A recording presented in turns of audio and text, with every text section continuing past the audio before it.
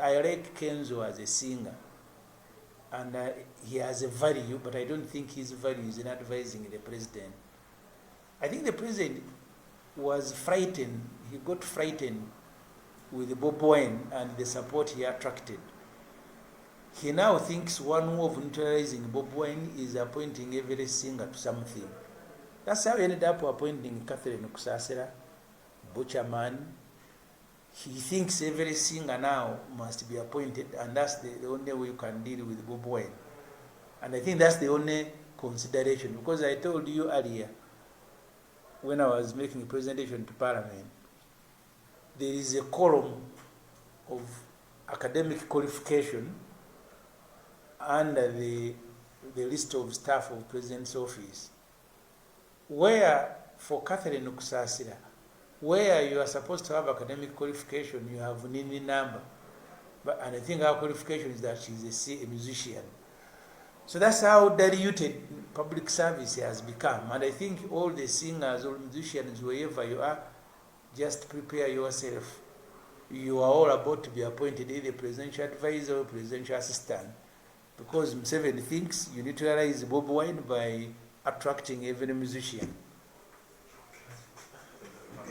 Alright, omulungi atugoberera ku mukutu ogwa Credible Media. Yuji salamu alaikum wa rahmatullahi wa barakatuh. Ganja Fadige manya tubebaza okulayika nti mutambula naffe nabwe ekyo tubasaba okusubscribinga, okulayikinga wamu n'okusharinga content waffe twongera ate okulayika ntambula ffenna wakati mu kuba tochi n'okumulungula amawulire nga bwe gaba gatambudde wano mu nnyaffe Uganda. Singira ddala ssaawa kyabyabukulembeze, ssaawa kyabyabufuzi eggwanga Uganda, ne mu aspect season n'oba oli awo wabaayo amawulire nga tuli bageefumiitirizaako tugaleeta wano ne tugakuba mu tochi wakati mu kuzimba nnyaffe Uganda. Mu kutandika tutandise ne video ey'omubaka wa Kira municipality ow'ekitiibwa Honorable Ssemujju Nganda. Ono nno ng'agezaako okulayika nti tuwavyuye ku kulondebwa kw'omuyimbi Dirisa Musuuza oba Eddie Kenzo ku kifo ky'obwa presidential advisor ku nsonga za creatives and arts, ensonga ezo zigwa mu kkowa y'ebitone n'ebiyiiye. Eddie Kenzo Musuuza yafeesi eyo ey'obwa advisor yagituddemu. So omukulu Ibrahim Ssemujju Nganda mu kwogera kwe atuwadde ekifaananyi kye na nsonga lwaki President Museveni yalonze Dirisa Kenzo ku kifo ekyo, kuba ensonga lwaki yamuwadde ekifo ekyo okusinziira ku Ssemujju Nganda n'abalala abazze bawa views zaabwe mu mbeera ez'enjawulo, lwaki President Museveni asembeza nnyo abayimbi bano n'okubawa ebikyepere n'okubasuula mu bitafutafu oba agafa agasava. Kwe kulayika nti amuzoganya ku ntebe ennene y'eggwanga ow'ekitiibwa Robert Kyagulanyi Ssentamu Bobi Wine yava mu bana abantu. Era tukirabye bulungi nnyo nti okuva Bobi Wine lwe yayingira mu byobufuzi by'e Kampala Uganda, abantu bano abali mu creatives and arts President Museveni abasembeza nnyo, ng'oba oli awo alaba ze zimu ku weapons zayinza okukozesa okukakkanya oba okuseebengereza superiority oba amaanyi ga Robert Kyagulanyi Ssentamu oba okumukakkanya.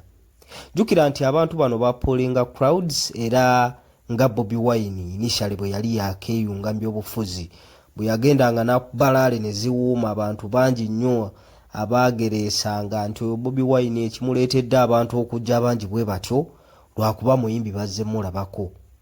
Okitegeera? So mu mbeera ezifaananako bwe zityo abayimbi bano basikanya attention y'abantu, era tukiraba nti bannabyabufuzi ab'enjawulo okuva edda nedda babakozesa nnyo oba oli awo mu campaigns zaabwe basagulira obuwagizi obw'enjawulo mu bululu. Tujjukira ne project ya 2016 yakola nnyo eyatubonga naawe nga tuyingira mwaka akalulu ti President Museveni bamukuŋŋaanyiza cream de la cream abayimbi abaaliko ne bajja oba oli awo kumukubira akayimba akamusuusuuta n'akooleka ebirungi byakoledde eggwanga lino. Mwabo abayimbi baali bangi nnyo. Tujjukira Ready and Weasel, tujjukira omuyimbi Juliana, tujjukira omuyimbi Judith Babiri oyo nno yayingirako ne mu parliament n'agenda n'avuyizavuyiza omu kakananga Ddusa ali mu USA eyo. Tujjukira omuyimbi Irene Nambiru, tujjukira King Saha ate bwe yamala n'avaayo tumulaba mu kalulu ka 2021 ng'ayimba engule nakati tumulaba ekifaananyi mwayimiridde nti omu ku bayimbi oba oliawo abajjeyo ensingo mu kuyaayaanira enkyukakyuka bannayuganda gye batakabanira okulabika nti bafuna. Tujjukira omuyimbi mungi yalimu Rema Namakula, abayimbi abaali bookya ebiseera ebyajaluna Mubiru, Dr. Jose Chameleone, Bebe Cool oyo, bayimbi baali bangi nnyo abaaficalinga mu kayimba ako. Era nga buddayo n'osoma story wako nti era Bobi Wine ono baamu approachinga okugenda okuperforminga mu kayimba ako n'agaana olw'ensonga nti yalina ensonga ze ng'alaba ebintu tebitambula bulungi ng'ate akayimba kakujanjawaza nakulaga nti buli kimu ekiri mu ggwanga kitambula malidaadi saana oba katubujjukira bulungi nnyo obwali mu kayimba ako. Era okulaga nti Bobi Wine teyali ku sayidi yaba abajanjawaza ng'abayimbi bwe twabalaba ne bali omusimbi mungi nnyo. Akalulu ka 2016 olwaggwa bannayuganda bangi amaloboozi ne gavaayo ne baga nti bannange bivudde mu kulonda kuno si bye bituufu. Akalulu kano tekabadde ka mazima na bwenkanya. Yakuba akayimba ke tujjukira obulungi nnyo newankubadde nti kaasinga nnyo okutambula ate nga Bobi Wine amaze okuyingira mu byobufuzi ebyakandanda. Akayimba ako baali bakayita situka tutambule, yakakubira Dr. Kizza Besigye ng'akalulu ka 2016 kamaze okuggwa ng'era Dr. Kizza Besigye n'abawagizi be mu Uganda yonna bamaze okulaga obutali mu mativu nti akalulu kano tekali ka mazima na bwenkanya, akalulu kakwatibwamu. Mu mbeera ezifaananako bwe zityo Bobi Wine oluvannyuma lw'okwesoga ebyobufuzi bye yayingira mu 2017 ng'era yayingira ng'omubaka wa Kyaddondo East gye yagenda n'awangula akalulu yayera bwezi nalweyo najja tumujjukira mutogikwatako ndowooza yo nayo yali 2017 bye bimu ku byamufuula omugundiivu ku ludda oluvuganya gavumenti nga tetunnagenda n'eri mu ssaga za Arua. Ebyo byonna ebyajja byeyoleka Bobi Wine n'atandikira ddala okulabika nti afuuka threat oba akayinja mu ngatto eri Mwami Museveni. So Bobi Wine kasita atuuka ku extent ng'oba oliawo President Museveni atandise okumulaba ng'ekirooto eky'entiisa wakati mu kulamuza entebe ye, yatandika okulabika nti asembeza abayimbi bano. Era tujjukira Eddie Kenzo Musuuza si asoose okubeera presidential advisor.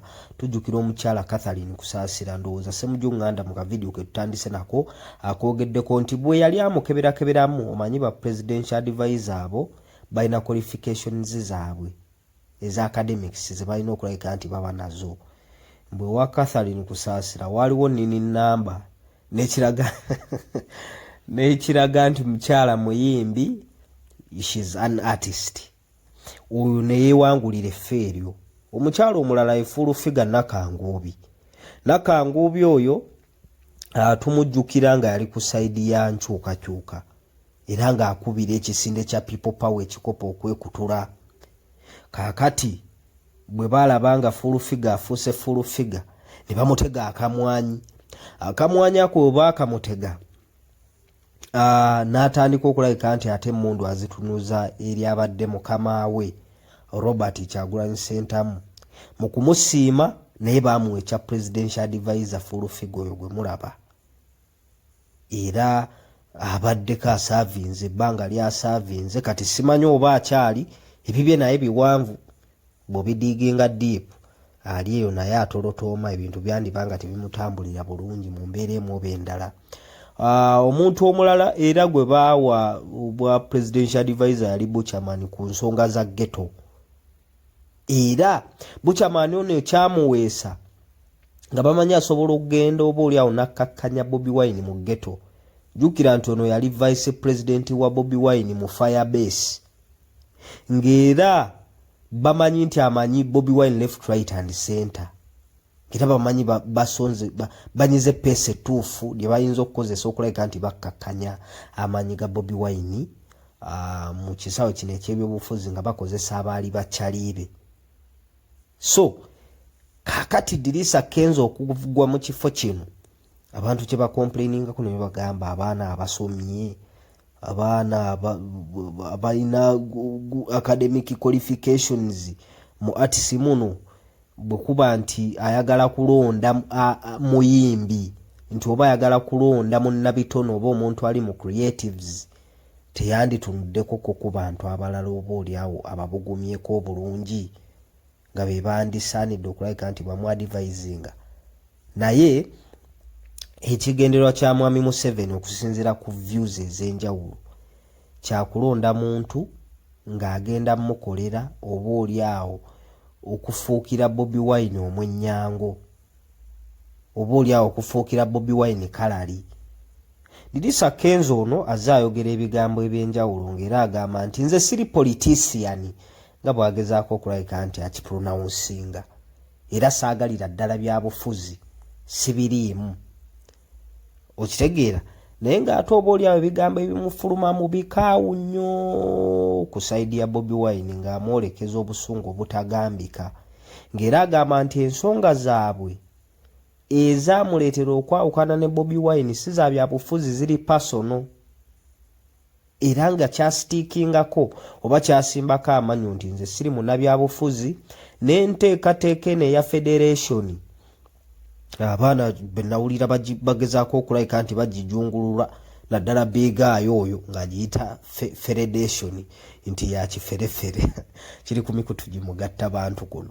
So mu mbeera ezifaananako bwe zityo Dirisa Kenzo ono olulimi lwali lwakaayira ddala ng'era tafulumya bigambo biwoomerevu bw'abanga obwanga aboolekeza Bobi Wine era ndowooza tekyewuunyisizza nnyo ng'omukulu amulonze ku kifo kino ekya presidential advisor naye ng'ajjukira nti yagamba si munnabyabuki si munnabyabufuzi. Kakati waatudde simanyi abatuulawo bateekeddwa kuba batya tebateekeddwa kuba bannabyabufuzi. Kyekyo abasuubuzi banedda ng'ebintu bakyabibalaatiramu nga influence tennabatuukako oba okuba bigika emisolo emizito tekunnabatuukako. Abasuubuzi abo naddala abakolera mu akeedi ezo mu kibuga Kampala bagamba nga ebyobufuzi tebitukwatako era ffe tetuli bannabyabufuzi. Ng'era wabaayo omuntu yenna avaayo okwekalakaasa ku nsonga ez'enjawulo ez'ebyobufuzi nga bayomba nnyo batutaataaganyiza emirimu bakola biki. Naye Bobi Wine alina eddoboozi lye erisinga okutambula ennyo ku social media okwo nti buli omu ajja kiwulira kubanga ebyobufuzi kyeki ebyobufuzi bwe bulamu bwe tutambulira nti buli muntu ali mu buli sekita ebyobufuzi buli bubanga tebitambula bulungi sekita ejja kunyigirizibwa era obukalu bwobwo bujja kunoonyaayo yonna gy'oli kibayite ebyobufuzi. Ebyobufuzi kwe kugenda mu ddwaliro nga mulimu eddagala bwe ba tebitambula bulungi tojja kulisangayo.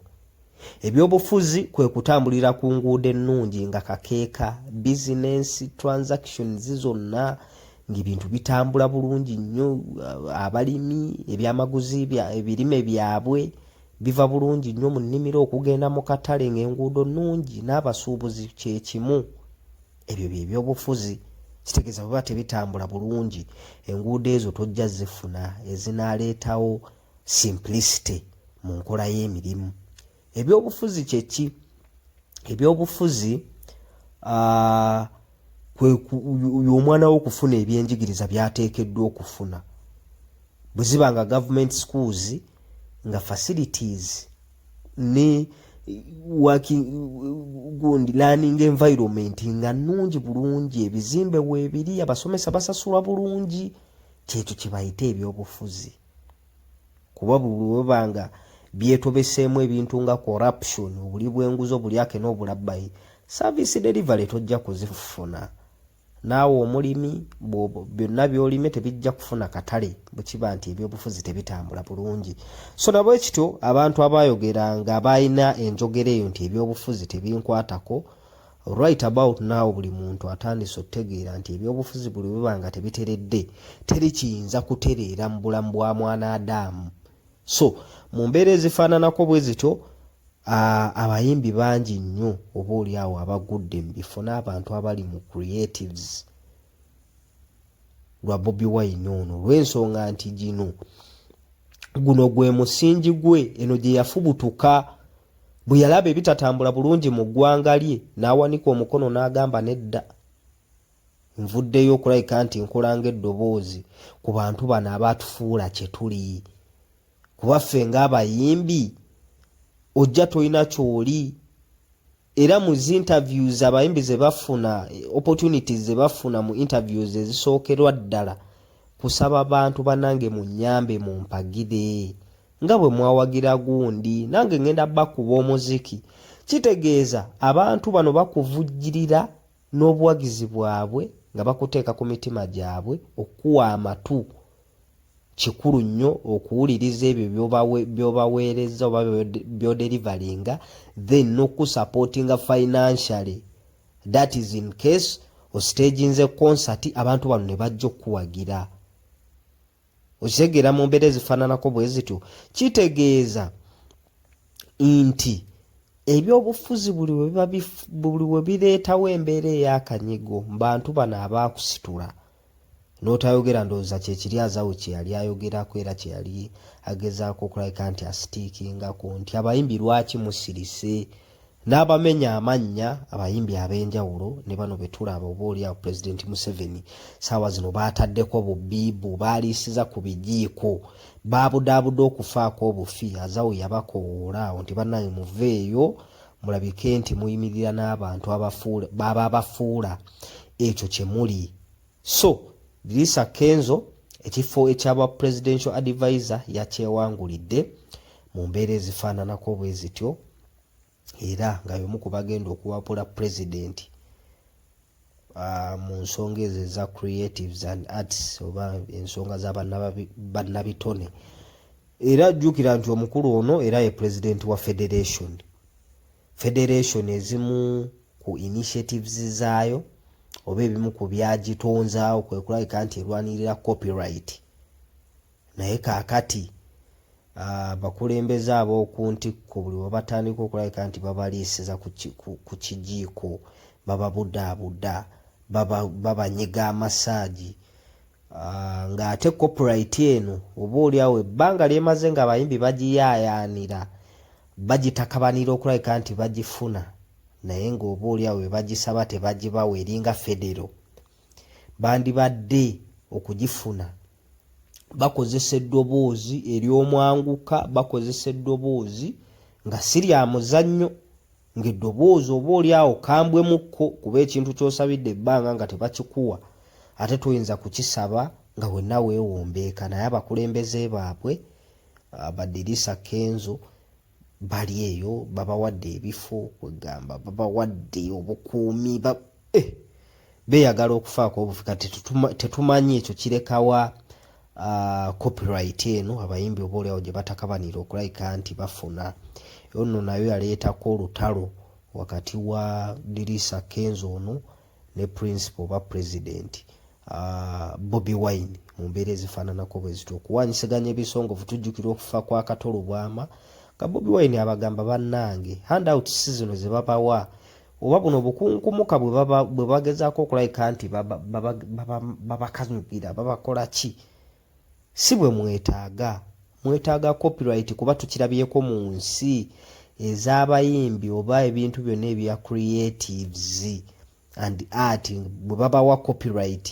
buli muntu afunira waali era n'abeera contented reason being nti akasente kaba kajja kujja oba olinnye ku siteegi oba tolinnye naye kaakati ekiri e Kampala Uganda wano nti omuyimbi lwalwadde abatajja kulya era abayimbi abo abamu bayimbira ne kuzikanula ng'obulwadde omulaba bumuleeze naye nga baamubuukinga ateekeddwa okuyimba bw'atayimbye obutebe bajja kubumenya naye mu nsi oba oliawo nga copyright ekola abayimbi kyova bagaggawala nnyo buli kintu kyonna okozesa product okozesa ekintu kyonna nga kiyiiye oba oteekeddwa okubaako akasente k'osasula nga kagenda benefiti ng'omuyimbi ne bw'aba avuddewo abafamire ye basigala baganyulwa mu ebyo by'aba yayiiya oba yali muwandiisi wa butabo oba yali muzannyi wa firimu oba yali muyimbi bonna abagwa mu creatives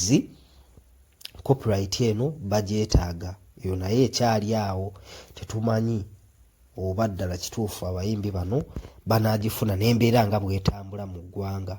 So Bobi Wine okuva lwe yenyigira mu byobufuzi ngera bwe tugezezaako okulabika nti tubasiigira ekifaananyi embeera nga bwe zibaawo n'abayimbi ab'enjawulo oba abantu abali mu creative art be bawadde ebifo, naye buli gwe bawa ekifo enjogera yekyukira ddala eri omukulu ono Bobi Wine aba mukambwe ennyo gy'ali. Teri gwe baali bawadde kifo n'owulira ng'olulimi lwe lugonvu oba luwoomerevu bw'aba alina ensonga z'ayogera ku Bobi Wine baba bakambwe bamulumbagatana mu buli aspect yonna. So mu mbeera ezifaananako bwe zityo Bobi Wine kyovula abantu abamu bagamba nti alwana na kasaaganda bana byabufuzi abali mu ati baani, naye nga ekimufuula omuganzi each and every day Bobi Wine bye bigambo byayogera. Buli Bobi Wine gy'anaakoma okulabika nti ayogera ebigambo nga realistically bye biruma bannayuganda ku ground, obuganza ajja sigala ng'abufuna. Blackmail zibaawo, okumusiiga akasa kabaawo n'enziro okumutattana, ne buli gy'anaakoma nga buli waayimirira ayogera ku buli bwanguzi nabbuvumirira, nga buli waayimirira ayogera ku nguudo embi bannayuganda kwe muyita nga namwe muziraba nti mbi, nga buli waayimirira ayogera ku malwaliro omutali ddagala ng'ate bw'ogendayo ebyaddala teri, ng'ayogera ku byenjigiriza ebyadobonkana n'ebiri mu condition oba abasomesa n'abaana mwe bayita oba oliawo abali mu sekita ey'education nga bweto biyabayaba nga ddala kituufu bye biriyo, nga Bobi Wine ayogera ku balimi abatabaakingiddwa nga balima okulima kwafuuka expensive kwa bbeeyo kamala, naye ate bwe bamala okuteekamu ssente zaabwe empitirivu era akatale ne kabanga tekaliiwo, bw'abanga ebyo byakyayimirirako violation of human rights, okwabductinga abantu, okubawamba, okubakola ki, bw'abanga ebintu ebyo bikyaliwo Bobi Wine obuganza akyabufuna. Ekyo mubeereewo nga mukimanyi. Ne omunaamuteekako abamulwanyisa ne bamukuba blackmail nti ate oyo gwe mulaba akolera oli ate oyo ate bwe tulaba abamulwanyisa. So mu mbeera ezifaananako bwe zityo ajja sigala ng'ayimiridde, ajja sigala ng'afuna. Bobi Wine ne bw'aba avuddewo era wajja kumulisaayo omuntu omulala naye afuuke threat. Era ne bw'obunaakya ku makya nga Bobi Wine atandise okulabika nti olulimi lwe terukyasituka, ne wavaayo omuntu omulala ng'era ayogera ku bino Bobi Wine byayogerako, era naye ajja funa amasannyalaze ge gamu kuba Bobi Wine si yasoose okubyogerako. Retired Colonel Dr. Kizza Besigye bye yayogeranga era ne bimufuula omuganzi. Alhaji Nasser Ntege Sebagala omugenzi bye yayogeranga era n'afuuka omuganzi.